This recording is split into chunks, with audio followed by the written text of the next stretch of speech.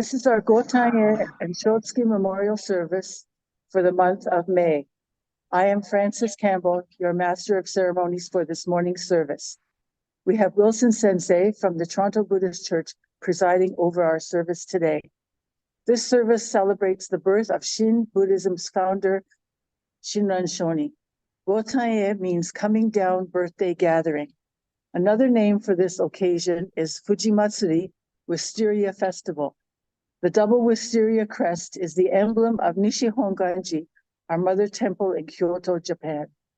The pendant wisteria is a vine that needs support of a structure in order to bloom, symbolically representing humans who need the support of others. The downward hanging wisteria flower suggests humility and sincere reverence to Amida. Please join me in silent meditation.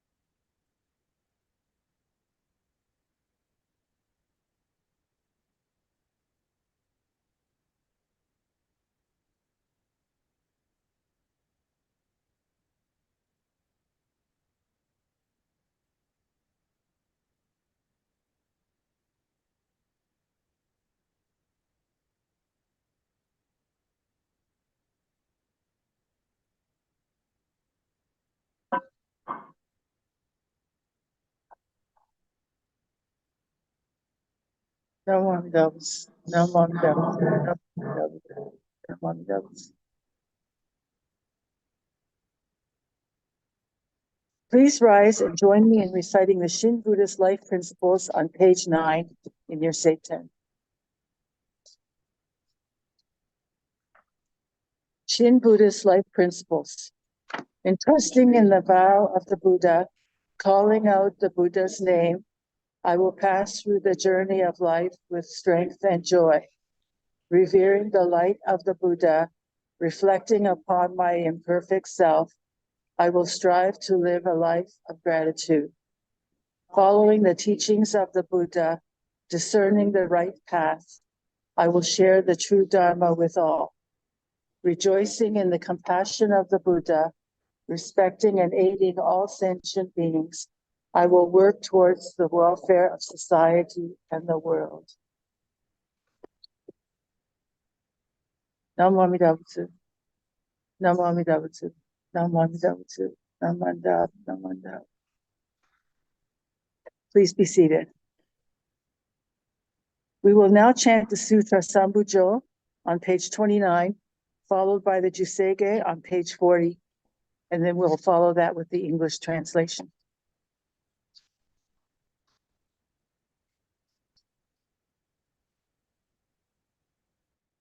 I have established all surpassing vows and will unfailingly attain supreme enlightenment.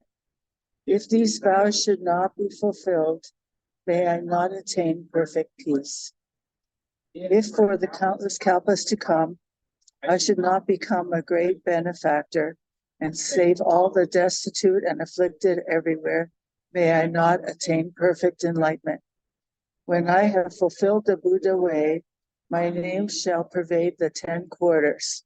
Should there be any place it is not heard, may I not attain perfect enlightenment. Freed from greed and with deep right-mindedness and pure wisdom, I will perform the sacred practices in pursuit of supreme enlightenment and become the teacher of devas and humans. Emitting a great light with my majestic power, I will completely illuminate the boundless worlds. Dispelling thereby the darkness of the 3 defilements, I will deliver all beings from sufferings and affliction. Having acquired the eye of wisdom, I will remove the darkness of blind passions, blocking the path to the evil realms. I will open the gate to the good realms. When my practice and merits are fulfilled, my majestic brilliance shall reach everywhere 10 quarters, outshining both the sun and the moon. Even the heavenly lights shall be hidden and obscured. For the sake of all beings, I will open forth the Dharma store and universally bestow its treasure of virtue upon them. Among the multitudes of beings, I will always preach the Dharma with a lion's roar. Making offerings to all the Buddhas, I will acquire all the roots of virtue. With my vows fulfilled, wisdom perfected, I will be the hero of the three worlds. Like your unimpeded wisdom, O Buddha Lokasvaraja, my wisdom shall reach everywhere and illuminate all. May the power of my virtue and wisdom be equal to that of yours, O most honored one. If these vows are to be fulfilled, the great thousand worlds will shake in accord, and from the sky all the devas will rain down rare and wondrous flowers. As soon as these verses, the entire earth shook with 6 kinds of tremors. The heavens rained down flowers upon it. There was a spontaneous music in the sky which praised him, saying, "You will unfailingly attain supreme perfect enlightenment." Hereupon, Bhiksu Dharmakara, fully possessed with great vows and his mind being sincere, made a supreme ending, earnestly sought to attain nirvana. Namo Amida Butsu, Namo Amida Butsu, Namo Amida Butsu. I would now like to introduce Wilson Sensei for his Dharma message today.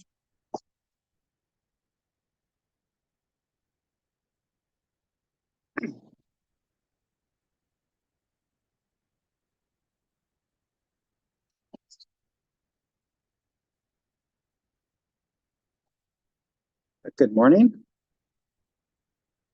Get this me up well enough. Okay, hopefully that's doing pretty well. Good to see everyone. Thank you for being here. I have the privilege to speak to you all, not only on Gotan-e and of course for our May Shotsuki Hoyo, but it's also Mother's Day, isn't it? Right? So actually, I'll begin with some apologies. I completely left my mind that it was Gotan-e, which comes around once a year. And I was really focused on the fact that it's Mother's Day. So I'm going to mostly focus on Mother's Day in my Dharma talk here today. Gotan-e celebrates the birth of Shinran Shonin, the founder of our tradition. And what I'm going to do is cheat and say, well, you know, his mom was there. So talking about mothers and Shinran's mom counts as a Gotan-e also sermon. Okay, here we go. Anyways, that's my cheat for this morning. Also, thank you all for being here, and I apologize also for choosing a shorter sutra, Jusege. We'd often do Shoshinge for Shotsuki service, but I was here actually the last couple of days in Hamilton at a Buddhist Canadian Buddhist Studies conference on campus at McMaster. I knew I'd be kind of tired, and so I chose a slightly shorter sutra to make sure I would still be in good enough form to do that. So thank you for bearing with me as I slightly cut corners here. Not that Jusege is inappropriate, but you know, anyways, these are the minister's hacks that we do behind the scenes to make sure that we make it all work out there. When we do it in English, we typically might just read to the end of the verses that you saw written there in English, but because that's the Jusege, which is a portion of the larger Pure Land Sutra. But I was just enjoying reading the sutra so much, I just went ahead and read the rest of that whole passage there. So thank you for bearing with me. I can't help it, sometimes I get kind of caught up in enjoying the actual sutra language there. So with all those, one more apology. Last time I was here, someone very graciously sent me home with food and Tupperware. I don't remember who it was, and I didn't remember to bring the Tupperware. So I will bring it next time. I told myself I'll bring it in May. Well, it looks like it'll be after May. But anyways, thank you very much to everyone for your hospitality as always. So with that round of apologies, let us go ahead and have our Dharma talk. Or one more, I'll apologize for all the apologies that began this sort of thing. What a way to begin. Anyways, so it is Gotan-e and also Mother's Day. And, I think that surely this is one of the most appropriate occasions for a Jodo Shinshu service, for a Shin Buddhist service. Women, especially mothers, have been a crucial part of the Jodo Shinshu Buddhist tradition right from the very beginning. Our Honganji tradition exists solely because of the efforts of one mother, Kakushini. It was Kakushini who was Shinran's primary caregiver in the final years of his life. And she had the Honganji temple built after his death. It's because of her that it was constructed. And she tended to it. So although the title didn't exist yet at the time, she really was like the first Gomonshu, because she was the first person to establish and tend to the Honganji. And she ensured that the position of the caretaker, what we would later call the Monshu, would be passed on to her own son, Kakue, who valued it and took care of it. And then she also made sure that then passed from him on to Kakunyo, her grandson, Shinran's great-grandson. So because she knew that the family not only cared for him, but also they respected his teachings. They understood and honored the importance of Amida Buddha. They understood the Nimbutsu teaching, and they would be able to pass this down strongly through the generations. So by setting this in place, she helped to ensure that there would be a strong central institution always teaching, defending, nurturing the Nimbutsu practice. And the Honganji has done that all the way up until today in 2024, which, let me think about that. Well, we just had our memorials, right? So this must be the 850 years or approximately since Shinran was born. It's technically one more, but anyways, and but it is exactly 800 years since the official establishment of the Jodo Shinshu teaching, since that was let me do my math, 1224 with the establishment of the Kyogyo Shinsho, his sort of magnum opus. Anyways, blah, blah, lots of historical dates. You can see the professor in me is coming out here this morning. I can't help it at times. So anyways, it was Kakushini who founded the Honganji, tended to it, ensured that her own children and grandchildren kept that tradition going on, trained them to understand and honor that, such that they also passed it on to their children and their grandchildren. And so it has been all the way up until today with the current Monshu, right? So all of this is the result of those processes that Kakushini put into place out of the love for her family and her respect for the Pure Land teachings. So since those earliest days, mothers have played a larger role in Jodo Shinshu actually than in any other form of Buddhism. I can say this as a Buddhist studies professor here. There's something unique about Jodo Shinshu, and that's because unlike all of the other traditional schools of Buddhism, in Jodo Shinshu, this was founded as a lay person's path. Yes, we have, people in robes and this sort of thing, but this is founded very strongly as a lay person's form of Buddhism. And that means that everyday life, including childbearing, child raising, family nurturance, all this has been the domain of practice. In other forms of Buddhism, primarily raising children, all that gets in the way of what's considered formal Buddhist practice by those traditions. But in Jodo Shinshu, the actual living of life itself, including raising children, taking care of families, taking care of communities, doing all that work, that is the realm of practice. This is not a Buddhism for people, in a monastery on a mountaintop. Shinran left the monastery and came down to the city to fulfill his destiny as a Buddhist practitioner himself, and eventually as a leader and teacher. So it's really amongst family life, especially, that this form of Buddhism uniquely was established. So this Jodo Shinshu Buddhism is really the only traditional form of Buddhism that was always connected to real life matters.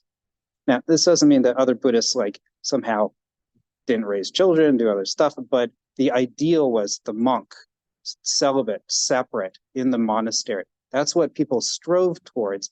And the lay people supported that by feeding the monks and so on. This was their main role historically.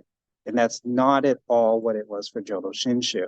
Instead of us going to the tradition and trying to raise ourselves up there, instead, Amida Buddha, the Nimbutsu, comes to us in our own lives, and it's here where we're actually living that Buddhism takes place. And that's not secondary or, oh, well, but that's the raison d'etre of this sort of Buddhism. That's the right place for practicing the Nimbutsu as real people living real lives. So because of this, we have this kind of unique aspect of it. And this meant that, of course, mothers were always part of the tradition itself, rather than being clients of the monasteries, right? Mothers, parents, these were people who were themselves carrying out the actual practices and were central to this form of Buddhism. As a matter of fact, something about Jodo Shinshu is that with other forms of Buddhism, new generations of leaders would be raised by the monasteries. So you would go into the monastery, maybe as a child, as a novice, and you'd be raised in the monastery in an all-male situation, and with no particular parent, just the whole group is just kind of, giving your assignments and feeding you and so on, teaching you over time this way. Whereas in Jodo Shinshu, future leaders have always been raised by loving parents in their own homes, in their own family situations, with especially mothers doing most of that due to the gender division of Japanese understandings of labor, historically speaking, right? So whenever we look at, any of the sort of Buddhist leaders of the past, they all look like men in the past, pretty much. But all of them, really, we should say that immediately there was a mother who was directly raising them, often being the one who's actually giving them the foundation of understanding what it was to practice the Nimbutsu in their real lives and this sort of thing. So this is quite different from other traditions of Buddhism, where you had a bunch of male monks teaching a bunch of other male novice monks to eventually take over the monastery, this sort of thing. And I think it's significant to note that in his writings, Shinran reserved the role of motherhood for things that he valued the very most. I don't think this is something we have to talk about very often when we talk about Shinran's teachings. But if we go and look at Shinran's teachings, we find that he talks about motherhood. He reaches for motherhood as his example or his metaphor when he wants to talk about the things that are most important, most valuable to him. So in the Kyogyo Shinsho, Shinran declares, this is a direct quote, Amida Buddha regards each sentient being with compassionate eyes, seeing them all as the same, as though each one was the Buddha's only child. Hence, I Shinran, take refuge in and worship the unsurpassed mother of great compassion. The unsurpassed mother of great compassion. So this is how Shinran saw Amida Buddha. Shinran took refuge in Amida Buddha as a mother figure for him. Again, in Kyogyo Shinsho, Shinran says, another quote, the vow of compassion, that's the primal vow, he says, this vow of compassion is like a compassionate mother, for it gives birth to and nurtures the true cause of birth in the Pure Land for all, whether ignorant or wise. It is like a nursing mother, for it raises and protects all people who aspire for liberation, both the good and the evil. So a nurturing mother. This is how Shinran saw the primal vow. We're always talking about this, but we don't necessarily talk about how the primal vow had a motherly quality for Shinran. And then again in the Kyogyo Shinsho, Shinran declares, quote, Shinjin is the source of enlightenment, the mother of virtues. It nurtures all forms of goodness. It cuts away the net of doubt and breaks free from the currents of desire that unfolds the supreme enlightenment of nirvana. So the mother of virtues, which unfolds the supreme enlightenment of nirvana. This is how Shinran saw Shinjin. Shinjin, that trusting heart that the Buddha awakens in us as our key to liberation. So there's a lot of similar quotes in Shinran's writings. Although the professor in me wants to then read out all of the various proof texts, I will spare you from that. But there's a lot in there. These are pretty good examples that represent a whole body of other quotations. So Buddhists, before Shinran's time, or after Shinran's time, excuse me, they were able to be raised in Jodo Shinshu families by their own mothers. So it shouldn't surprise us that later generations recognized and valued the love and hard work of mothers.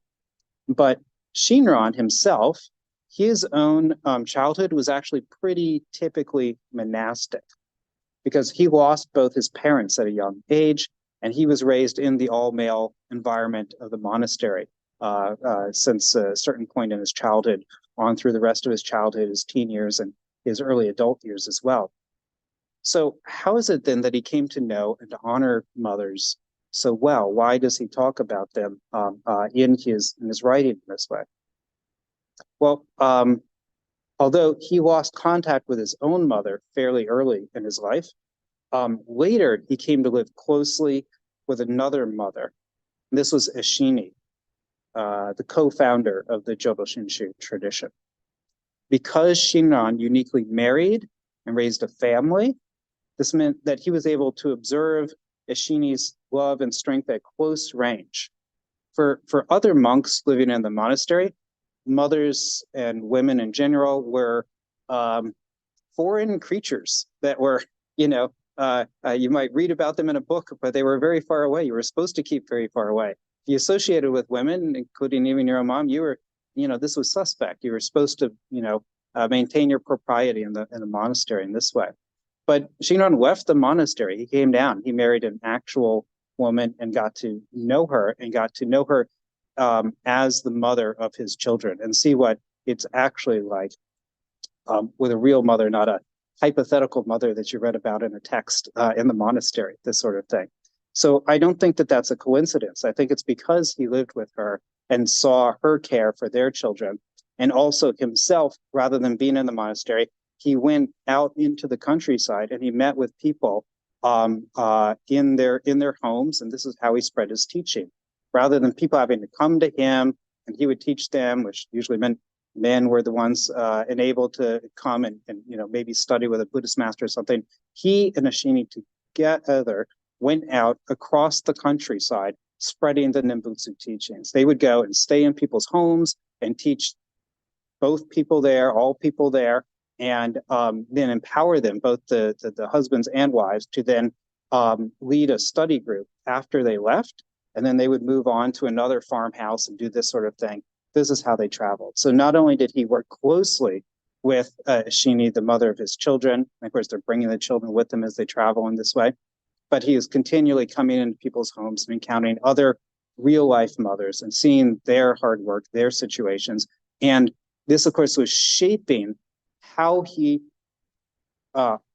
provided, how he offered the Nembutsu teaching, because he adapted to the people, to his audience. And who was his audience? It was mothers and fathers in their real life teaching, raising their children, teaching them Buddhism often, because it's not like monks, you didn't really go to the temple that often. Buddhism had to be handed down in the home, especially.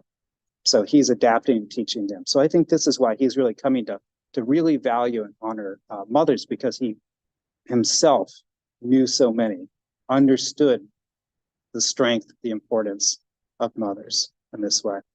So when he's talking about the goodness of mothers, he's not talking in the abstract. He's thinking of Ashini. He's thinking of many other people that he himself knew. So if we go by his writings, then Amida Buddha is the mother of compassion and liberation. And Ashini, she is the mother of Jodo Shinshu, because they co-created this tradition together. If there was no Ashini, no matter how great a teacher Shinran was, no matter how deep his realization was, there's no Jodo Shinshu without her there as his partner, providing him the opportunity to be able to teach. So she is the mother of Jodo Shinshu. And Kakushini, who I spoke about first, she is the literal mother of the Honganji temple, and therefore of the Honganji tradition. And of course, so many millions of other mothers have done their part, caring for their families, saying the Nembutsu, and working for their communities in order to pass down the compassion that they received, and then passing that on to the next generation.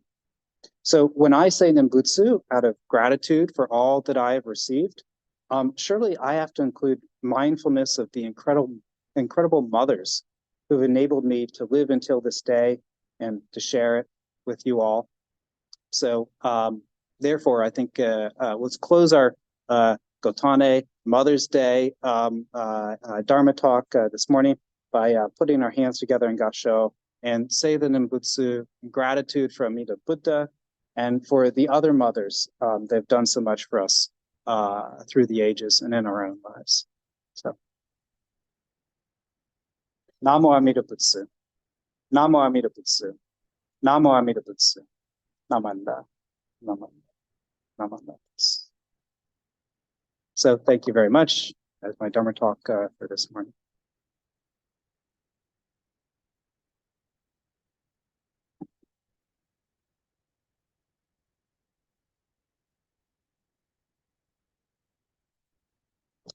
Thank you, Sensei, for your very thoughtful Mother's Day Dharma message today. Please rise to recite the golden chain on page 8.